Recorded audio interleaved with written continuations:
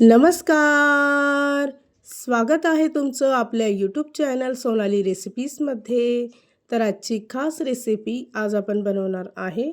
खूपच टेस्टी आणि खूपच हेल्दी. फक्त 10 मिनिटांमध्ये तयार करूया सकाळचा नाश्ता. Pancake recipe. ही रेसिपी बनवायला जेवढी सोपी, चवीला तितकीच भन्नाट लागणारी रेसिपी आहे. लहान मुलांच्या तर खूपच आवडीचा पदार्थ आहे. चला तर मग या रेसिपीसाठी लागणारे संपूर्ण साहित्य व कृती पाहून घेऊ. हेल्दी आणि टेस्टी पॅनकेक बनवण्यासाठी इथे आपण सर्वप्रथम पॅनकेकचं बॅटर तयार करून घ्यायचं आहे. तर त्यासाठी इथे मी पिकलेली केळी घेतली आहे. त्यातील एक केळी घेऊन ती कट करून घ्यायची आणि मिक्सरच्या भांड्यामध्ये टाकायची आहे. त्याचबरोबर अर्धी वाटी साखर घ्यायची आहे. ज्या वाटीने मी साखर घेतली त्याच वाटीने 1 वाटी गव्हाचं पीठ घ्यायचं आहे आणि त्याच वाटीने अर्धी वाटी दूध घ्यायचं आहे. या पॅनकेकसाठी हे प्रमाण एकदम परफेक्ट असणार आहे.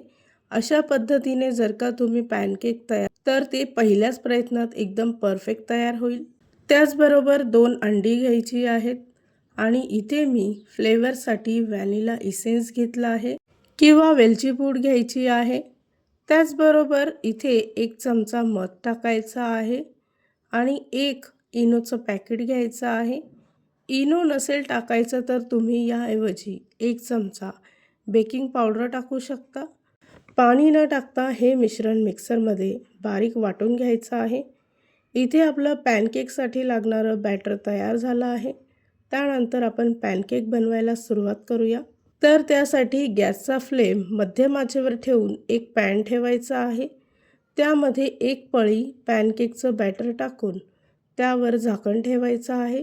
अगदी अर्ध्या मिनिटासाठी पॅनकेक बेक करून घ्यायचा आणि लगेच दुसऱ्या बाजूने सुद्धा पॅनकेक अर्ध्या मिनिटासाठी बेक करून घ्यायचा आहे. पॅनकेक तयार करत असताना जेव्हा आपण दुसऱ्या बाजूने पॅनकेक कुक करू तर त्याच्या आजूबाजूच्या कडा सोडवून घ्यायच्या आहे. म्हणजे पॅनकेक पलटी करत असताना तो सहज पलटी होईल. या रेसिपीसाठी लागणारे संपूर्ण साहित्य व कृती मी तुम्हाला डिस्क्रिप्शन बॉक्समध्ये दिले आहेत. तर तुम्ही तिथे जाऊन चेक करू शकता. अतिशय झटपटीत हे पॅनकेक तयार होतात. फक्त 1 मिनिटामध्ये 1 पॅनकेक तयार होतो. एवढ्या क्वांटिटीमध्ये साधारणतः 7 ते 8 पॅनकेक तयार होतात. इथे तुम्ही पाहू शकतात की अतिशय फुललेले पॅनकेक तयार झाले आहे. तर अशाच पद्धतीने इथे मी बाकीचे पॅनकेक तयार करून घेते. तयार झालेले पॅनकेक एका प्लेटमध्ये काढून डेकोरेट करून घ्यायचे आहे. तर त्यासाठी इथे मी 1 मोठा चमचा मध घेतला आहे. पॅनकेकच्या संपूर्ण बाजूने मध टाकायचं आहे. त्याचबरोबर इथे मी चॉकलेट सिरप घेतलं आहे. ते सुद्धा यावर टाकायचं आहे. चॉकलेट सिरप टाकणं हे पूर्णपणे ऑप्शनल आहे. इथे मी तुम्हाला 1 पॅनकेक कट करून दाखवते. तुम्ही पाहू शकता की आतपर्यंत पॅनकेक एकदम सॉफ्ट आणि परफेक्ट कुक झाला आहे. ही रेसिपी तर तुम्ही नक्की ट्राय करून बघा. तुम्हाला खूपच आवडेल.